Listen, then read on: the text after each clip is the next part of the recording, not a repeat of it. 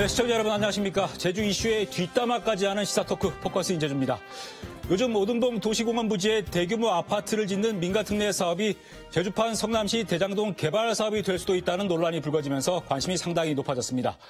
공동사업자인 제주시는 아파트 분양가가 올라가는 일은 없을 거라고 했지만은 분양가 인상을 사실상 허용한 협약서가 뒤늦게 공개돼 파장이 더 커졌습니다. 게다가 개발 초과 수익을 제대로 환수할 장치도 없었습니다. 포커스 인제주 오늘은 오등봉공원 민가특례 사업에 대한 뒷담화를 깊게 해볼까 합니다. 협약서를 받아서 공개한 홍명환 도의원과 현장 취재를 해온 신유경 기자와 함께하겠습니다. 자, 신 기자 먼저 오등봉공원 민가특례 사업에 대한 어떤 특혜 논란이 다시 불거지면서 새롭게 주목을 받고 있는데 이 사업 잘 모르시는 분들이 아직도 있습니다. 네. 어떤 사업인지 먼저 정리를 하고 시작을 해보죠. 오등봉공원 부지가 어딘지 아실 분들은 아시겠지만 이 KBS에서부터 제주연구원까지 이게 길쭉한 토지인데요. 한 76만 4천 제곱미터 가량 됩니다. 사업자가 이 도시공원 일몰자라고 해서 도시공원이 해제되는 시간이 있었거든요. 이게 올해 8월 11일에 공원이 그렇죠. 해제될 예정이었는데 그 전에 민간 사업자가 이 토지를 기부 체납하는 방식으로 나머지 일부 사업지를 아파트를 지어서 공급을 하는 이런 사업이 되겠습니다. 예. 자, 이 토건 세력이 엄청난 개발 이익을 챙겨간 성남시 대장동 개발 사업처럼 이 오등봉 민간특례 사업도 막대한 수익을 사업자가 가져갈 수 있다. 그래서 관심이 높아진 건데 예상하시는 개발 이익이 어느 정도나 되십니까? 그 제안서에 나와 있는 대로 하면 5,800억 정도 투자해서 9,600억 정도 이익, 아마 4,000억 정도 이익을 지금 얘기하고 있는데 물론 거기에 그 이익금으로 공원 조성비 한 2,300억 정도로 이렇게 이제 다시 내놓긴 하지만 그 외의 금액은 아마 680억 정도라고 이야기하지만은 실제 계산을 좀 다른 각도로 해보면은 한 채당 2억 5천에 지어서 5억 5천에 분양하려고 하다가 최근 이제 6억 3천까지 아마 될 것 같은데 그러면 3억 내지 4억이 발생하게 되면은 1,500 곱하면은 아마 5천억 내외의 어떤 이익이 생기지 않을까라는 그런 생각이 듭니다. 근데 그 처음 제안서에 총 사업비가 그 6,098억 원이고 아파트를 1,630세대 짓기로 했었는데 이게 도시계획 심의 거치고 환경영향평 거치면서 1,429세대로 줄었거든요. 그러면 200세대가 줄었으면 당연히 총 사업비도 줄어야 되는데 그건 그대로예요.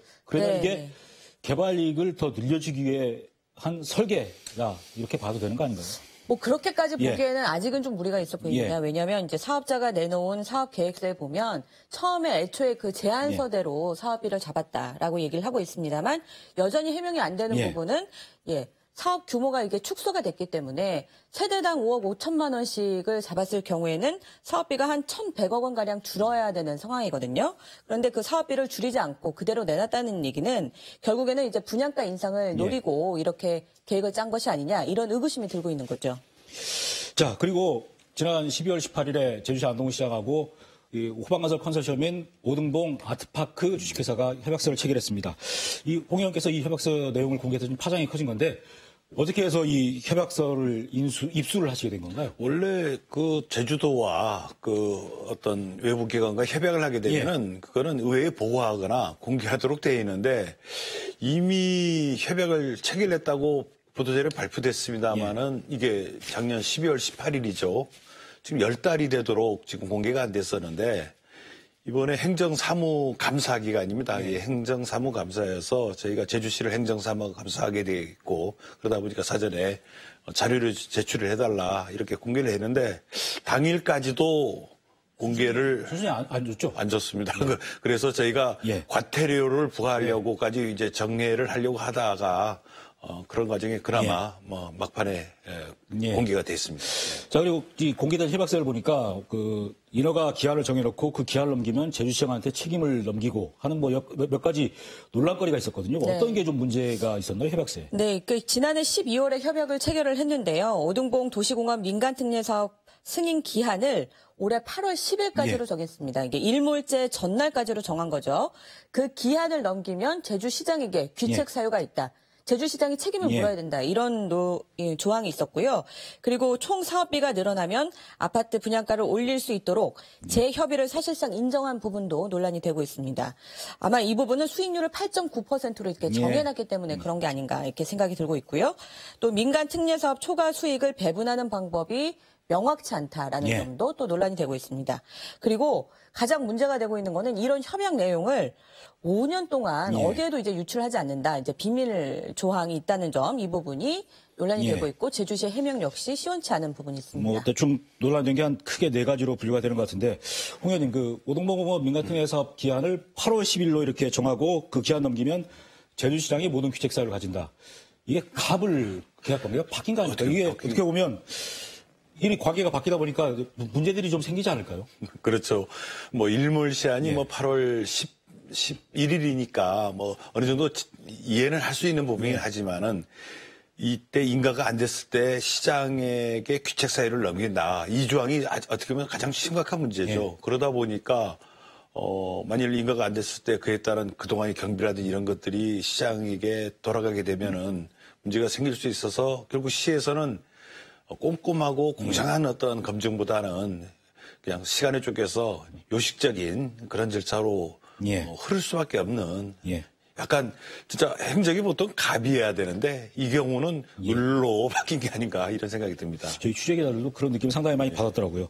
자, 그리고 이렇게 인허가 기한을 정해놔서 그런지 이 오동봉공원 민간특례 사업과 관련된 행정 절차가 그동안 제주에서 있던 어떤 개발 사업보다 빠르게 인허가가 진행이 됐습니다. 실제로 얼마나 초스피드로 진행이 됐습니까? 뭐 현장에서 이제 느낀 바로는 이제 사업 초기부터 이제 탈락한 업체들이 선정 과정에 문제가 있다 이런 문제를 제기하면서 행정 심판도 진행이 되고 그리고 토지주들이 반발하면서 사업 절차가 좀 지연되지 않겠느냐라는 예측이 있었는데 그런 예측과는 전혀 반대로 사업이 일사천리로 진행이 됐거든요. 지난 3월에는 환경영향평가 심의부서 관계자까지 참석시킨 가운데 도시계획위원회와 환경영향평가심의 등의 인허가 절차가 한 차례 만에 통과가 되기도 했고요.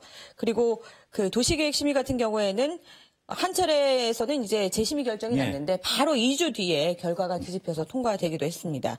환경영향평가도 사계절을 조사하는 게 원칙이지만 시간이 없다는 이유로 가을과 겨울철 조사만 한 채 심의위원회에 상정이 됐는데 첫 심의에서 바로 통과가 되기도 했습니다. 이 사계절 조사는 제2공항도 사계절 조사 안 했다고 지금 반려가 됐지 않습니까? 이게 심각한 문제거든요, 이거. 자, 그리고 이 총 사업비가 올라가면 분양가를 재협의할 수도 있다. 이게 어떻게 보면은 결국 사업자가 사업비를 부풀려서 추가로 개발이익을 더 그렇죠. 챙길 수 있도록 그런 일종의 설계로 볼 수도 있는 거 아닙니까? 사실 이게 어떻게 보면 양면성은 있습니다. 예를 들면 이제 협의를 해서 업자에게 불리한 내용으로 변경할 수도 있는데 과연 지금까지 진행되어 온 걸 보면 과연 그럴까? 가장 큰 어떤 가능성이 높은 거는 업자들에게 지금까지 편리를 봐주다 보면은 분양가 상승으로 이어질 가능성이 상당히 높지 않은가. 그렇지만 이제 이게 이제 드러난 이상 우리 도민들과 우리 뭐 의회에서 좀 더 감시를 하게 되면은 또 좋게 변할 수도 있는 가능성도 동시에 가지고 있다라는 생각이 듭니다. 고의로 이렇게 하지는 않았지만 뭔가 꼼꼼히 챙기지 못하는 과정에서 생겨난 문제일 수 있다. 그렇죠. 보시는 거군요. 자, 그런데 저희가 토지 보상가가 당연히 올라갈 수밖에 없으니까 총사업비가 올라가고 아파트가 고분양이 될 것이다라고 여러 차례 뉴스를 했었지 않습니까? 근데 원희룡 지사가 지난 4월 도정질문 답변에서 오동봉공원 아파트 분양가가 오르는 일은 없을 거다 이렇게 얘기를 했었거든요. 그러면 협약서 내용하고 이게 상반된 그런 해명이 됐던 거 아닌가요? 원지사가 그 협약서 내용을 제대로 살피지 않았던지 아니면 해명을 충실히 하지 않았던지로 보입니다. 왜냐하면 저희가 이후에 이제 홍 의원께서 말씀하신 대로 사업자하고 제주시를 통해서 확인을 했는데 8.9%의 수익률을 확약한다라고 양쪽 다 이렇게 확인을 해주고 있거든요. 그러면 사업비가 올라가게 되면 그만큼 수익을 더 금액적으로는 남길 수밖에 없는 구조인 셈입니다. 그래서 따라서 당연히 그 사업자 같은 경우에도 주변에 지금 시세가 많이 올라간 곳은 이제 3.3제곱미터당 한 3천만 원 정도 하는데 분양가 올릴 생각 없느냐 이렇게 물어봤더니 감안을 하고 있다. 뭐 그리고 이게 토지 보상을 하다 보면 당연히 이 보상비가 올라갈 수밖에 없는 구조고 중부공원 같은 경우에는 토지 보상 협의가 어느 정도 좀 진행이 됐다고 해요. 근데 당초 예상보다 그 금액이 굉장히 많이 올라가는 추세라고 합니다. 그래서 당연히 그런 점들을 생각하고 있고 사업자도 생각하고 있고 제주시도 알고 있는 것으로 볼 수밖에 없는 상황입니다. 일단 그 행정에서 말을 바꾸는 셈이라서 거에 대한 반발은 상당할 것 같고요. 또 그리고 제주시가 해명 기자회견을 하면서 오동봉공원 아파트 분양가가 오르지 않도록 관리를 하겠다고 얘기를 했거든요. 뭐 어떻게 관리를 하겠다는 겁니까? 뭐 현재 이제 제주시 같은 경우에는 그 사업비를 부풀려서 편법으로 수익을 낼 수 없도록 그 설계 단계부터 전문가 워킹 그룹을 운영을 하겠다. 그러니까 처음부터 이렇게 보겠다 이렇게 얘기를 하고 있는데요. 공원 시설 같은 경우에는 이게 감시의 대상입니다. 그렇지만 아파트 같은 경우에는 사업자가 하는 부분이기 때문에 검증의 대상이 아니에요. 분양가 상한제 적용 대상이 아니기 때문에 검증의 대상이 아니기 때문에 어떻게 보겠다는 건지 충분히 해명이 안 되고 있습니다. 그러니까 아파트 지으면서 실제로 사업비가 얼마나 들어간지 제주시가 확인할 방법이 없는 거지 않습니까? 그렇습니다. 예. 근데 그게 총사비엔 합산이 되는 거고. 그렇죠. 예. 자, 제주시가 밝힌 대로 이 아파트 분양가 인상도 맞고 사업자의 어떤 사업비 부풀기도 맞고 하겠다는 장치가 제대로 작동이 될 거라고 보십니까?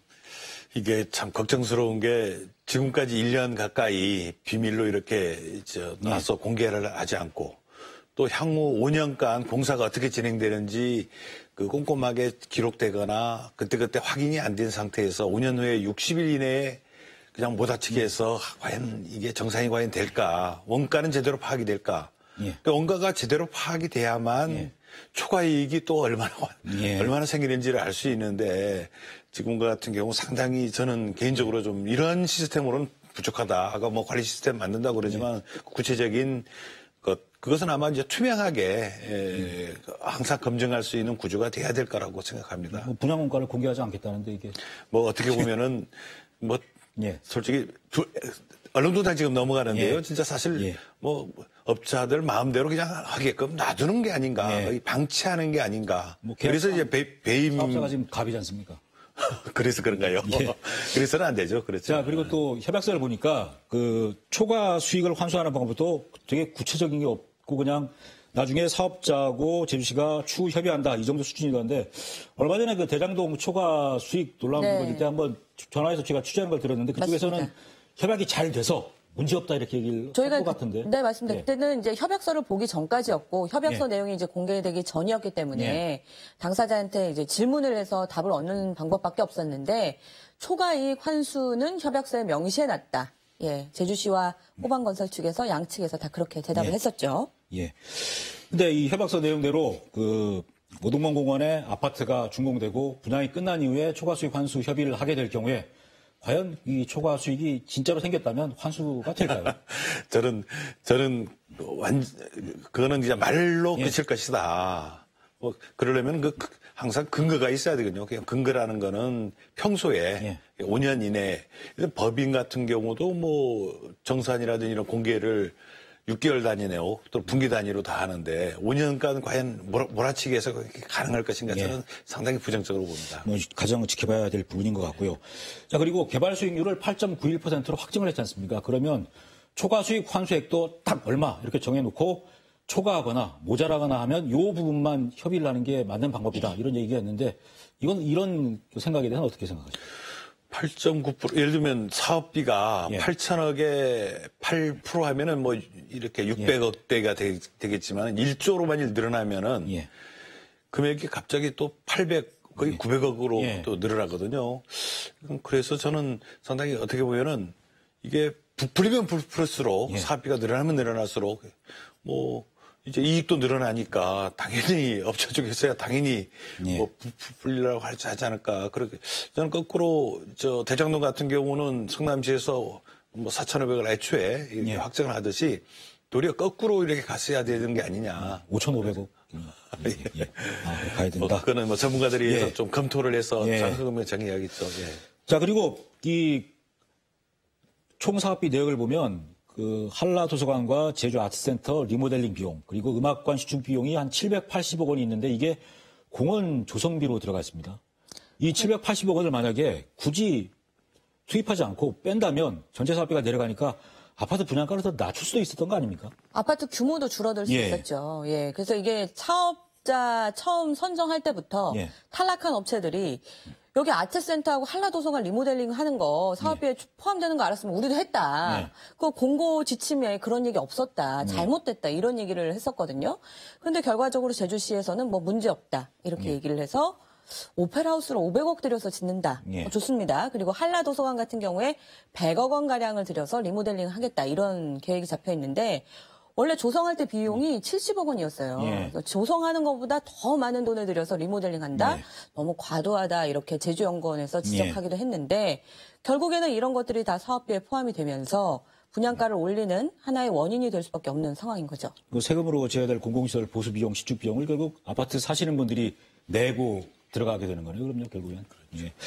자, 그리고 이 협약서에서 결정적으로 문제가 된 게 5년 동안 비공개하기로 한 겁니다.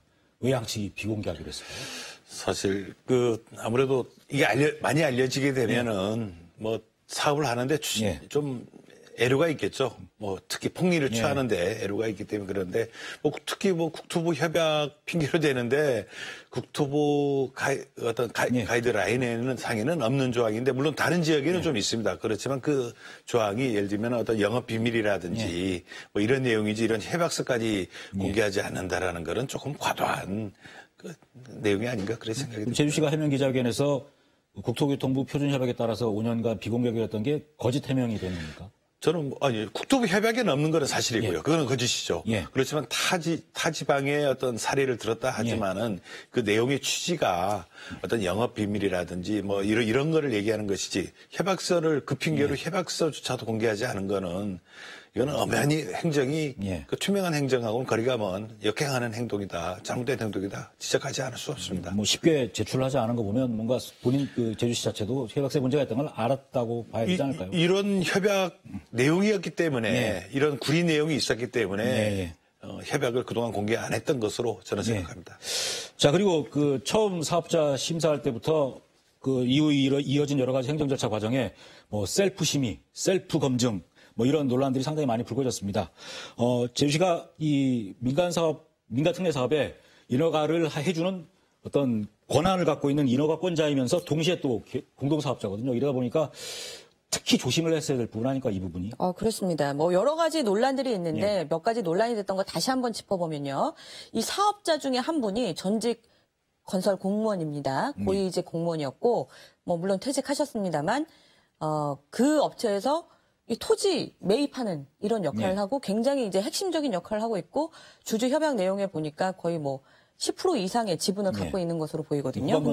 호반건설 컨소시엄의 한 업체. 네. 그런데 그분이 경관위원이에요. 제주도 경관위원이고 그리고 경관위원회 위원장이 심사위원회에 포함됐던 것으로 뒤늦게 좀 확인이 됐습니다. 그래서 심사의 공정성에 좀 문제가 있는 거 아니냐 이런 얘기들이 또 나왔고 심사에 참여했던 분 중에 한 분이 또 제주연구원의 연구원이었는데 이분이 나중에 이 사업이 타당하냐 아니냐 이런 거를 검증을 할 때 또 연구원으로 들어가 있습니다. 해당 연구원하고도 통화를 해봤는데 본인은 이제 그 검증을 할 때 주된 역할을 하지 않았고 약간 도움을 준 것뿐이다 이렇게 얘기를 하고 있지만 검증의 타당성에 어떤 의구심 이런 것들을 지울 수는 없는 상황이죠. 뭐 그래서 그렇게 중요한 위치가 아니라서 제주시에서는 뭐 셀프 검증이 아니다 뭐 이렇게 얘기도 하긴 했습니다만은 그리고 해명 기자회견에서 문제 없다. 그리고 그 책임 연구원이 참여할 줄 몰랐다. 이런 입장을 밝혔거든요. 이런 해명에 대해서 어떻게 보십니까? 도에서 한 거니까 몰랐다. 이런 식의 얘기인데 행정시와 도가 그렇게 협의가 안 되는가라는데 그것도 말이 안 되는 얘기고요. 또 평소에 철저하고 엄정하게 검증을 하겠다라고 그렇게 해왔는데 속내막을 들여다보니까 뭐 아까 같은 검증용한 어떤 이런 구성이라든지 또 내용도 보면은 부분에서는 문제가 있다라고 그 검증 용역서에 돼 있는데 결론만 문제 없다는 거거든요. 그러면 그 부분적인 어떤 문제점에 대해서 보완을 하거나 어떤 해결책을 제시한 협약이 돼야 되는데 그동안 협약서는 10달 넘게 비공개가 되니까 뭐 어떻게 진행되고 있는지를 사실 몰랐던 거죠. 근데 이번에 이러한 내용들이 이제 드러나게 되고 또 협약서 이전에 그 검증도 과연 제대로 되어 있는지 또 심사가 과연 제대로 되는지 제가 이제 추가적인 자료를 요구하고 있습니다만은 한번 자세히 좀 들여다봐야 되지 않을까 이런 생각입니다. 뭐 더 추가적인 보완을 하겠다는 건 유감의 뜻도 전해온 게 없습니까? 사실 이렇게 지적을 하면은 뭐 겸허히 받아들이고 지적에 대해서 개선하겠습니다 이렇게 나와야 되는데 뭐 내용적으로는 인정하면서 또 흔쾌하게 아직도 인정하지 않은 자세는 어떻게 보면 우리 도민들이 지켜보면서 좀 이게 도민들을 기만다는 게 아닌가 하는 좀 불쾌한 생각이 들 수밖에 없죠. 네, 알겠습니다. 자, 제주시가 그동안 민간 특례 사업 관련해서 뭐 기자들이 취재하더라도 입장 표명을 거의 안 해왔는데 이번에는 스스로 해명 기자회견을 열었습니다. 왜 이렇게 적극적으로 나왔던 걸까요? 황명안 의원께서 행정사무감사에서 안동우 시장 몸통 아니냐 뭐 이렇게 지적하시니까 아마 좀 발끈하지 않았을까라는 생각이 들고 좀 적극적으로 해명할 필요가 있다라는 생각을 했을 것 같습니다. 그리고 사업이 지금 토지 보상 단계에 있고 굉장히 중요한 시기이기 때문에 사업의 정당성이라든지 절차적 문제가 없다라는 점을 좀 강조해야 되는 그런 상황이었던 것 같습니다. 예. 그리고 행정사무감사에서 안동우 시장을 향해서 이 사업을 축소하자는 그 용역진의 의견이 있었는데 묵살한 게 안동우 시장 당신 아니냐 이렇게 따지시더라고요. 왜 이렇게 지적을 했던 겁니까? 제가 그 용역 관계자들을 좀 의외로 좀 이제 불러서 제가 좀 확인을 좀 했었습니다. 그 사전에 확인을 해서 그 당시에 나왔던 어떤 이야기들을 종합적으로 해서 그렇다면은 이게 시장이 이 문제점을 보고를 했음에도 불구하고 또한 개선책까지도 저감 방안까지 상당 부분 좀 규모를 축소해도 가능하다는 얘기를 보고했다고 그래서 저는 그 내용을 한번 물어봤던 건데 부인을 하고 있고 그러는데 글쎄요 이게 안동우 시장님이 과연 진짜 이거를 전부 설계하고 그랬을까? 이런 데에는 좀 문제가 제가 보기에도 도 쪽에서가 전체적인 그런 설계를 한 거거든요. 제주시 해명 기자회견에서 오동봉공업 민간특례 사업을 결정한 게 제주시가 아니라 제주도다. 그러니까 제주도가 시켜서 우리는 한 것뿐이다. 이런 뉘앙스로 얘기를 했거든요. 그래서 원희룡 전 지사가 민간특례 사업의 몸통이고 직접 해명을 해야 된다. 이렇게 주장을 하시는 겁니까? 아니. 자, 지금 책임자가 협약은 안동우 시장께서 하셨는데, 안동우 시장은 본인은 아니다. 이런 식으로 지금 얘기를 하고 계시니까, 결국은 누가 이것을 했을까? 그러면은 안동우 시장을 임명했던 원희룡 도지사가 어떻게나 해명을 해야 되지 않을까? 그런 생각입니다. 원희룡 전 지사가 오동보공업 민간특례 사업에 뭐, 어떤 식으로든 뭐 관여가 될 가능성이 있을까요? 어떻습니까? 여쭤봐야겠어요. 사실은 지금 이렇게 뭐라고 이게 단언하기는 좀 어려운 상황이고 어쨌든 이 사업에 대한 오동국 민간특례 사업을 진행을 하겠다. 이렇게 할 수밖에 없다라고 했던 것은 분명히 제주도였습니다. 제주도에서 도시국장이 제가 그 환경부서 관련 국장들하고 같이 브리핑했을 때도 현장에 있었기 때문에 도에서가 이 사업을 진행을 했고 설계를 했다 이렇게 봐야 할 것 같습니다. 자 그리고 환경단체에서 이 환경영향평가 자체에 문제가 있다고 지적을 했었는데 도의회 환경도시위원회에서 뭐 통과시켰고 본회의에서도 별 제동 없이 통과가 돼서 어떻게 보면 이 민간특례 사업에 대한 사업이 졸속 추진되는데 도의회가 일정 부분 책임이 있다 이런 책임론이 나오고 있습니다. 어떻게 생각하십니까? 이런 지적에 대해서는. 그런 부분에서는 그 지적에 대해서는 저희들이 뭐 따끔하게 받아들이고요. 저희가 좀 더 의회가 이런 협약서라든지 그 심사 과정을 좀 더 내밀하게 들여봤으면은 좀 방지할 수가 있었지 않을까 하는 아쉬움도 있습니다. 그런데 뭐 다음 주에 또 우리 행정자치위원회에서 이 오동봉과 중봉원에 대한 그 공유재산 전납 그 변경 심의 동의안 심사가 있기 때문에 우리 동료 의원님들께서 아마 내밀하게 철저하게 좀 들여다보고 문제점을 좀 지적하지 않을까 생각합니다. 자 그리고 제주도 내 시민단체, 환경단체에서 아주 강하게 지금 반발하고 있습니다. 뭐 사업 중단까지 오가고 있고 법적 대응도 지금 시작이 됐지 않습니까? 그렇습니다. 이제 공익소송 제기하겠다 해서 기자회견도 개최를 했는데요. 제가 그 한천에 내려가서 봤거든요, 직접. 밑에 내려가서 봤는데 굉장히 경관이 수려하고 제주시 도심에 그런 곳이 없다라고 느낄 정도로 자연이나 식생이 잘 보존되어 있는 모습을 볼 수가 있었는데 이런 부분에 대한 어떤 평가 이런 것들이 제대로 이루어지지 않았다라는 주장을 하고 있는 거죠.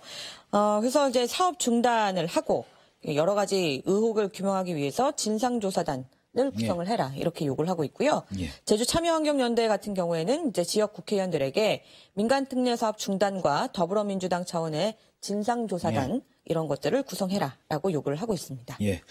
더불어민주당 차원의 진상조사단 구성하라는 게 더불어민주당 도의원들이 다수당인 도의회에서 이걸 통과시켜줘서 그렇다라는 얘기가 있는데 좀 상당히 좀 저희들의 뭐 책임감이 좀 무겁죠. 다수당이 항상 뭐 잘 돼도 뭐 잘 됐다고는 못하죠. 또 못 되면은 특히 문제가 생기면은 저희들이 또 책임을 져서 저희 민주당 차원에서 아무튼 어깨가 좀 지금 좀 무거운 상태죠. 예. 그 공유재산 심의에서 어느 정도 제동이 걸릴 가능성도 있다고 보십니까? 다음 주에. 제가 개인적으로 우리 행정자치위원회 독립위원님들한테도 상황을 좀 말씀드렸고요. 저는 아마 우리 행자위원님들께서 심도 있게 들여다볼 것으로 생각하고 있습니다. 자, 그리고 제주시가 이 환경영향평가 동의안 통과 이후에 후속 절차도 아주 상당히 빠르게 진행을 해왔는데 최근에 들리는 얘기로는 토지 보상을 위한 감정평가를 하고 있는데 지금 토지주들하고 마찰이 좀 빚어지고 있다고 하더라고요. 네. 그 보상가 때문에. 토지 보상이 예정대로 진행될 수 있을까요, 지금?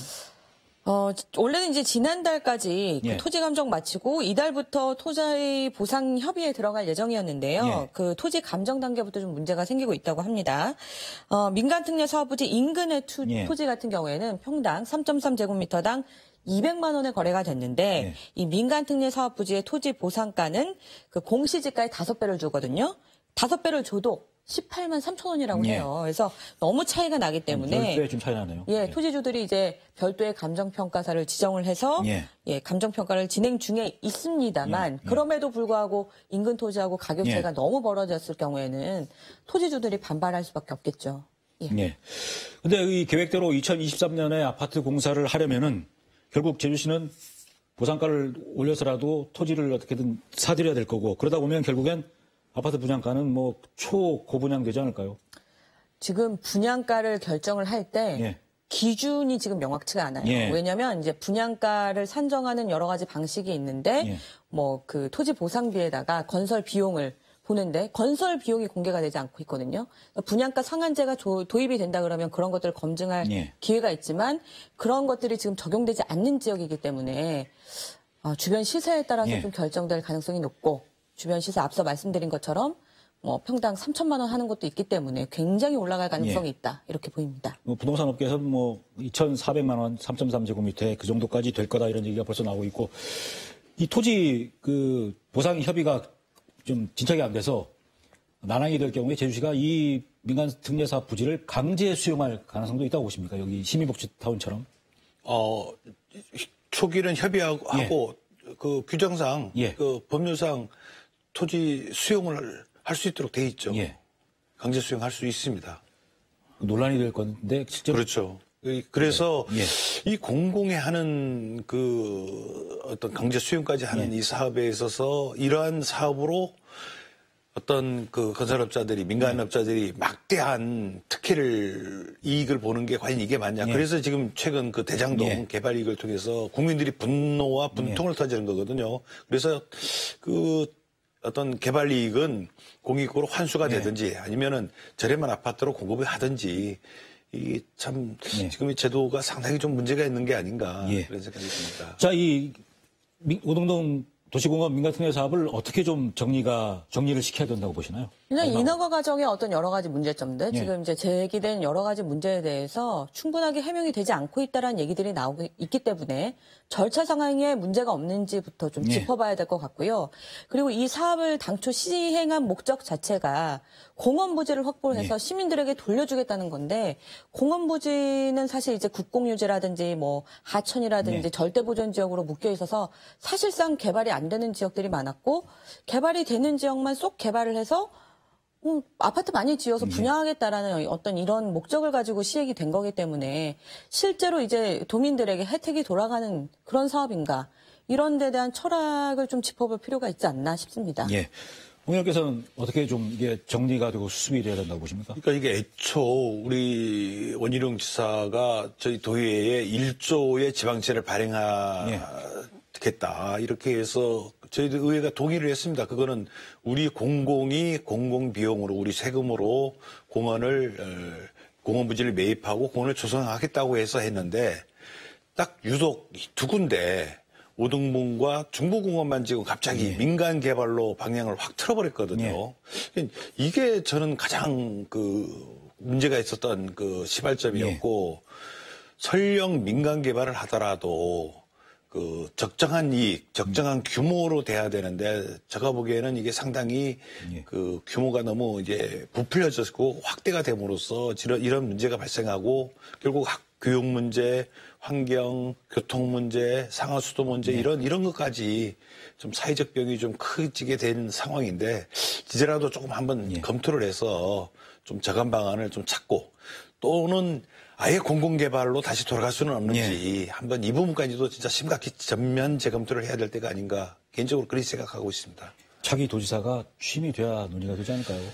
아마 차기 도정에서 그때까지 이제 그렇다면 잠깐 좀 이제 좀 수기할 시간을 좀 갖고 차기 도정에서 한번 심각하게 한번 그 재검토를 했으면 하는 것도 좀 개인적인 바람입니다. 네, 알겠습니다.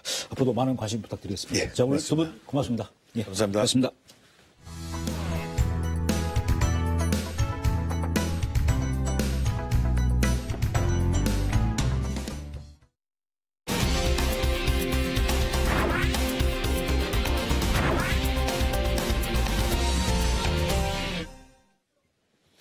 네, 포커스인 제주 후반부 이어가겠습니다. 코로나 팬데믹이 2년 가까이 이어지면서 제주 체육계도 엄청난 변화를 겪고 있습니다. 대부분 스포츠 경기가 중단되다가 얼마 전부터 어렵게 무관중으로 열리기 시작했고 생활체육은 크게 위축이 돼 있습니다. 서서히 일상으로 돌아가는 위드 코로나를 앞둔 체육계 상황을 알아보겠습니다. 부평국 제주도 체육회장과 함께하겠습니다. 네, 안녕하십니까. 네, 안녕하십니까. 예.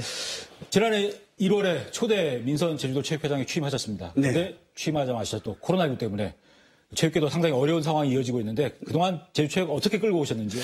예, 굉장히 어려움이 많았습니다. 우리 코로나로 인해서 모든 행사와 회의는 단조각이 났고 그런 데서 우리는 유튜브와 그런 거를 홈페이지를 통해서 이제 체육인들한테 다가갈 수 있도록 노력을 했고 또한 우리 체육인들 지도자와 사무처 직원들은 코로나19를 벗어날 수 있는 그런 시스템을 만들어서 PCR 검사라든가 체육관, 체육회관을 방역 대책을 세워서 지금까지 끌어왔습니다. 지난해 도민치료도 못 하셨지 않습니까? 굉장히 안타까웠거든요. 작년에. 그래서 그 부분도 저희들이 생각했던 게 코로나 확산이 됐지 않습니까? 그래서 하려고 노력은 했었습니다. 그런데 최종적으로 확산 추세에 또 벌어지면서 그렇게 못하게 됐습니다. 연기하다가 결국 취소하셨는데 그런데 올해는 도민체전을 하시기로 결정했습니다. 23일부터 시작을 하시는데 아직도 코로나19 상황이 지속되고 있는데 올해는 이렇게 도민체전을 하기로 결정하신 이유는 어떤 건가요? 우선 2년 연속 이제까지 전도체전이 취소된 적이 없습니다. 그 부분도 있었고요. 또한 우리 확산 추세가 좀 꺾이면서 제주도민이 코로나로 인해서 얼마나 지쳐 있습니까? 그 부분에 대한 우리 일을 할 겸 또한 제주도민이 하업과 체육인들이 건전한 사고방식을 위해서 도예와 도와 체육회가 마음의 한 뜻이 돼서 이렇게 어려운 결정을 하게 됐습니다. 이번 도민체전에선 개회식, 폐회식도 안 하신다면서요? 네, 그 유튜브를 통해서 끝과 매점을 유튜브로 할 것입니다. 작년에 못했으니까 올해 도민체전이 55회가 되는 겁니까? 55회입니다. 근데 상당히 이번 대회가 많이 달라졌던데 우선 보통 한 사흘 정도 하던 도민체전 기간이 37일인가 이렇게 상당히 길어졌습니다. 뭐 어떻게 대회를 운영하시는 겁니까? 그러면? 그 부분은 우리가 전문 체육 그 부분에 있어서 굉장히 고심을 많이 했습니다. 코로나 방역 수칙을 따르면서 하기 위해서는 종목별 그런 이런 차이를 둬서 방역 지침을 확실히 한 후에 그런 결정을 내리게 된 것입니다. 그리고 대회 종목도 52개 종목을 보통 했는데 한 30개 정도로 줄였다고 들었습니다. 31개죠. 출전을 하려면 또 백신 접종을 또 해야 된다 그러고. 그러면 이게 좀 참가하시는 선수단 규모도 좀 많이 줄고 대회 규모도 좀 예년보다는 좀 줄겠네요. 많이 줄죠. 읍면동 우선 대항전이 없어졌습니다. 그리고 학교 체육부 그 부분도 이제 PCR 검사를 득한 후 출전하게 돼 있고 이런 부분이 그런 감소의 원인이 됐습니다. 보통 도민체전 하시면 해외에 사시는 제주 출신 분들도 오고 했는데 이번에 어떻게 참가 못 하시는 건가요? 예, 저희 도민분은 제의를 시켰습니다. 해외에 사시는 분들. 예. 예. 근데 이게 워낙 그 코로나19 때문에 갇혀 있어서 막 운동하고 싶은 분들이 많아서 예. 왜 우리 종목을 빼냐 이렇게 예. 좀 불만을 목소리를 내시는 분도 계실 것 같은데 어떻습니까? 예, 저희들은 체육회에서는 예.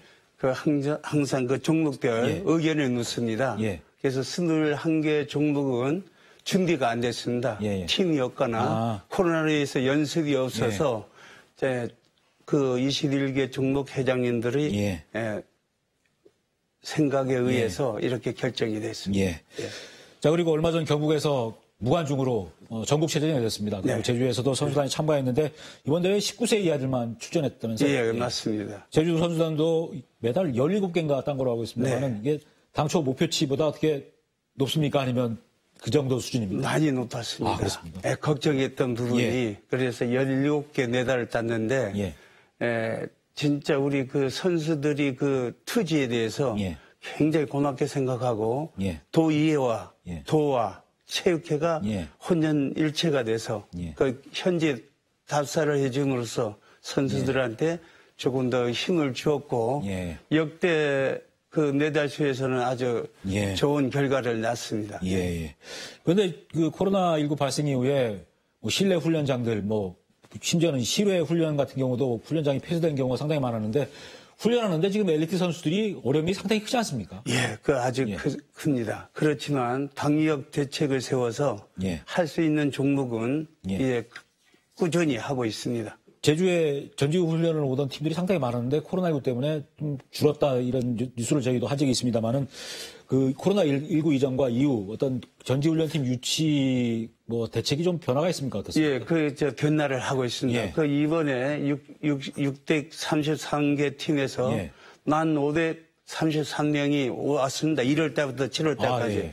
그래서 그것도 적은 편은 아니죠. 작년보다 많이 늘었네요. 적은 편은 아닌데 지금 이번에 전국체전에서 도의회 그 체육진흥과 주관으로 의회 의원님들하고 도의회 도 체육진흥과 국장위원회하고 전국체전에 왔다 갔습니다. 그 유치 홍보를 팀 유치를 위해서. 그래서 홍보도 했고 그 효과가 굉장히 좋을 것 같습니다. 이렇게 서로가 도의회와 도와 체육회가 하나가 되긴 처음입니다. 그래서 이런 부분이 앞으로 더욱더 노력을 해서 우리 제주 체육인들한테 조금이라도 선진 체육을 이렇게 맛볼 수 있게끔 유치를 많이 하겠습니다. 잘 이루어질 것 같습니다. 실외 훈련장이나 체육시설은 문제가 없는데 어떤 실내 체육시설, 최근에 유도 학원, 거기서 지금 코로나19 확진자가 해서 지금 집단 감염을 번진 상황도 있는데 그렇게 어떤 실내 체육시설 관리 쪽은 어떻게 좀 더 강화하고 계신가 어떻습니까? 좀 강화시키고 있습니다. 그래서 그 실내 부분도 이 경기를 하게 되면 PCR 검사를 지키면서 방역 수칙을 지켜야만이 이제 코로나에서 벗어날 수 있기 때문에 그런 부분에 대해서는 확실히 지키고 있습니다. 그 복합체육센터의 1층의 게이트볼장도 지금도 어떻게 폐쇄된 상태입니까? 어떻습니까? 지금 개장했습니다. 지금 열었고 위에 배드민턴장도요. 거기 그 기존하고 다르게 어떤 입장하려면 어떤 변화가 좀 있습니까? 그 입장하려면 이제 검사해야 되고 그 전부 이제 손 긋던 거 이런 거를 해난 다음에 할 수 있게끔 끝나면 바로 방역이 들어갑니다. 아주 나는 잘 돼 있습니다. 운영 시간도 전에보다 좀 줄이고 있겠습니까? 그렇습니다. 자, 이 생활체육 쪽이 좀 위축되다 보니까 생활체육 강습이라든가 흔히 말하는 레슨 이런 거 하면서 어떻게 생계를 유지하시던 분 지도자들도 좀 있었을 것 같은데 그런 분들 같은 경우에 이런 프로그램이 중단되고 해서 좀 어려움이 좀 큰 상황 아닙니까? 큽니다. 제가 생활체육 회장을 했기 때문에 그런 내용을 좀 어려움을 알고 있습니다. 그래서 지도자도 파트타임이 있습니다. 그분들은 자기 영업을 하면서 시간 내서 이렇게 하는 파트타임 그리고 생활 지도자들 제주시 서귀포시 지도자들이 있는데 이 지도자들은 월급이 계약직으로서 월급이 나가고 있습니다. 그 부분에 대해서는 나가고 있습니다. 프리랜서 형태로 이렇게 뭐 체육 레슨 강습을 하던 강사분들은 그런 게 중단되면 지금 수입이 확 줄다 보니까 어떤 지원 체계라든가 이런 게 혹시 예, 따로 파트타임 지도자들은 좀 줄고 있습니다. 예. 그렇지만 우리 제주시 서귀포시 지도자들은 정식으로 예. 월급이 나가고 있습니다. 어떤 코로나19 지원금 같은 경우에 뭐 프리랜서들한테 많이 가는데 그런 체육 지도자들한테 예. 일반 사설 내지는 뭐 네, 그렇죠. 소규모로 했던 예, 분들한테도 지원이 되고 있습니까? 예, 그 뒤는 지금까지는 뭐 예산이 허락을 안 해서 예. 그렇게 그 지원은 못 하고 있습니다. 예. 그 코로나19 때문에 어떤 생활체육이 좀 위축되다 보니까 생활체육 쪽에서 잘하시는 분들이 엘리트 쪽으로 갈 수도 있고 해서 좀 저변이 확대되는 분야도 있는데 이런 데도 좀 영향을 좀 받았습니까? 어떻습니까? 예, 흔히 제주도 체육은 예. 이제 우리 대한민국 체육도 그렇지만 예. 스포츠 클럽을 통한 연계 육성 예. 이게 굉장히 성공적으로 가고 있다고 저는 느끼고 있습니다. 예. 이번에 전국체전도 예. 19세 이하도 그 스포츠 클럽을 위한 예. 연계 육성한 예. 그 선수들이 좀 잘하고 있었다. 예. 그거는 전국적인 추세고 제주도도 그런 부분에 역점을 둬서 예. 그렇게 하려고 노력하고 있습니다. 예. 그러니까 코로나19가 빨리 좀 종식이 돼서 생활체육이 살아나야 결국은 저희들이 경제도 살고 다 살죠. 엘리트 예. 체육도 살겠네요. 예. 아, 예. 자, 그리고 이 코로나19 상황이 좀 길어지다가 보니까 갑자기 어느 때부터인가 제주도 체육회에서 홈택트 콘텐츠를 만들어서 이렇게 집에서도 할 수 있는 운동 프로그램을 만들어서 보급을 하기 시작했습니다. 네. 어떻게 해서 홈택트 프로그램을 제작하시게 된 건가요? 예, 그게 이제 예. 대한체육회 예산을 예. 저희들이 좀 됐습니다. 예. 그래서 그거를 이제 학부모와 어린이들 이제 걷기 예. 또 농촌 체험 해서 지도자를 보내서 예. 어르신들 모아놓고 이제 운동 가르치기 이런 부분 또 이제 이 여러 종류의 예. 실외에서 할 수 있는 이런 부분을 중점으로 예. 개발을 해서 예. 지금 지원을 하고 있습니다. 예. 이런 어떤 비대면 영상 콘텐츠를 만드신 게 처음이시죠? 처음입니다. 예. 예, 그거는 아주 예. 제주도 체육회가 잘했다고 자부심을 갖고 있습니다. 뭐 기획할 때도 뭐 어떤 그쪽에 계신 어떤 코치라든가 그런 분들이 참여를 하셨을 텐데 그런 분들 반응은 좀 어땠습니까? 처음이면서도 예. 좀 알찼다. 예. 그런 평가를 받고 있습니다. 예. 앞으로도 계속 이런 걸 만들어 나갈 계획이십니까? 예, 하겠습니다. 예. 코로나가 종식되더라도 맞습니다. 예. 자, 그리고 다음 달부터 이제 부분적으로 일상으로 돌아가는 위드 코로나 정책이 시행이 됩니다. 예. 스포츠 분야도 상당 부분 좀 예전 일상으로 돌아갈 것 같은데, 예. 많이 갇혀있던 분들이 밖으로 나오지 않습니까? 네. 뭐 그런 부분에 대해서 앞으로 체육계 쪽에서 어떻게 좀 준비를 하고 계십니까? 저희들은 지금 어르신네들, 흔히 말해서 어르신들이 항상 질문 사항이 우울증 걸리겠다. 와서 체육관에 와서 게이트볼 또 탁구골프 이런 부분들 이렇게 하고 있는데 그게 잠정적으로 이렇게 줄이다 보니까 그래서 온 부분에 대해서 제가 체육회 임원들과 체육회 관계자들과 의논을 해서 빨리 이런 부분을 우선 시행해 나가야 되겠다. 활성화를 시키는데 그렇게 위해서는 방역이 우선 문제 아니겠습니까?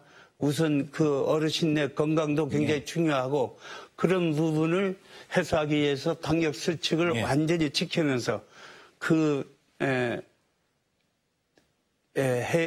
경기를 할 수 있게끔 그렇게 노력을 하고 있습니다. 그리고 코로나19 이전에는 뭐 한중일 축구대회, 뭐 유도대회 이런 것도 국제대회도 제주에서 많이 했었는데 그런 국제기로도 지금 끊겼지 않습니까? 예, 그런 부분에 좀 회복을 어떻게 해나가실 생각이신지? 예, 그게 굉장히 안타깝고 토갈 보조금이라는 게 있는데 그 부분이 옛날은 이제 도에서 이렇게 하다가 체육회로 다 이관됐습니다. 그래서 이런 해외 그런 부분도 유치를 해서 우선 그거는 체육회에서 결정을 하는 게 아니고 우선 토갈 보조금 내역에 대해서 각 종목들한테 의사를 묻습니다. 경기를 할 수 있는 부분을 올려라. 그래서 검토한 후에 결정을 하는 겁니다. 그래서 빨리 월드 경기를 유치함으로써 이 제주도가 세계의 관광지로 거듭날 수 있는 그런 길을 열지 않을까 그런 생각을 하고 있습니다. 위드 코로나 시작되자마자 좀 해외 쪽으로도 연락을 좀 하시면서 그 작업을 좀 하시겠네요. 예, 이제 해야죠. 예. 이제 열심히 하겠습니다. 예. 자, 그리고 좀 안 좋은 얘기를 하나 여쭤보겠습니다. 최근 스포츠계에서 뭐 학교 폭력, 뭐 쌍둥이 배구 선수들이 필수로 하면서 잘하고 있다는 얘기 들었습니다만은 그리고 그 얘기도 있었고 뭐 쇼트랙에서 승부조작 논란이 불거졌는데 뭐 선수들의 어떤 인성교육에 문제가 있는 거 아니냐 이런 얘기가 나오고 있습니다. 그런 측면에서 좀 어떻게 좀 대책을 세우고 계신지. 그래서 절대 그 성폭력은 있어서도 안 되고 학교 폭력은 있어서도 안 됩니다. 그리고 체육회 비리가 있어서도 안 된다. 제가 강조하는 부분은 제주체육은 지금까지도 잘해왔지만 그래도 종종 이 4개 종목의 개인 이주의 그 시스템을 하다 보니까 완전히 비리로 얼룩져 있습니다. 그거는 우리가 이런 TV상에도 나타나 있고 그런 부분을 제가 없애기 위해서 이번에 수도주 공정감찰단을 만들었습니다. 그래서 왜냐하면 체육회에서 할 수 없는 부분이다. 개인 신상 그런 부분도 있고 그래서 감찰단을 만들어서 완전히 뿔이 뽑겠습니다. 그 왜 뽑아야 되느냐? 진짜 그런 부분이 선수들한테 돌아가야 되는데 개인 칩으로 남고 그거를 안 한 척 하면서 지금까지 왔던 부분 4개 정도 이거는 제가 뿔이 뽑겠습니다. 네, 좀 기대하겠습니다. 자, 마지막 질문을 하나 드리겠습니다. 제주도 체육회가 지금 올해 70주년이 됐습니다. 생긴 지가. 그리고 민선일기 체육회장 임기가 지금 계속 이어지고 계신데 앞으로 지금 제주 체육계 좀 변화를 어떻게 좀 시켜나가실 계획이신가요? 제가 그 약속한 게 있습니다. 인재 육성. 그래서 과학센터를 만들지 않았습니까? 저 상임 부회장 때 그 과학센터를 제주도에 만들었는데 그 과학센터를 중심으로 한 체육도 이제 그 과학적인 선수를 키워야 된다. 그래서 그 부분하고 또 이제 그 체육관 이런 부분을 확충을 시켜서 진짜 우리 도민들이나 선수들이 가서 옆에서 가서 바로 할 수 있는 인프라 구축을 꼭 해야 된다. 저는 도하고 의회에 부탁을 하고 있습니다. 그래서 이번에 그 행정감사 때도 그 얘기가 나와서 의회 의원님들도 많은 관심을 가져 있고 도도 관심을 가져줘서 체육회는 뿌듯한 마음을 갖고 있습니다. 네, 오늘 말씀 잘 들었고요. 도민체전 잘 마무리하시기 바랍니다. 제가 열심히 해서 도민들이 한번 기쁨을 안겨드리겠습니다. 오늘 고맙습니다. 감사합니다. 네, 요즘 포털 사이트에 자주 등장하는 검색어 가운데 하나가 해명입니다. 정치권이나 연예계에서 끊임없이 의혹과 논란이 불거지기 때문입니다. 많은 해명들 가운데 충분히 진실을 밝히고 사과하면서 이해를 구한 경우는 얼마 없어 파장이 가라앉았습니다. 반대로 변명 같은 해명으로 파장을 더 키우는 경우도 있었습니다. 제주시 담당국장과 과장이 했던 오등봉 민가특례 사업에 대한 해명은 어느 경우일까요? 대형 사업에 대한 의혹과 논란이었기 때문에 제주시장이 직접 나서고 일방적인 입장만 밝히는 게 아니라 이해를 구하고 사과를 했다면 그래도 상황이 빨리 나아지지 않았을까 감히 생각을 해봤습니다. 네, 포커스 제주 오늘은 여기서 마치겠습니다. 고맙습니다.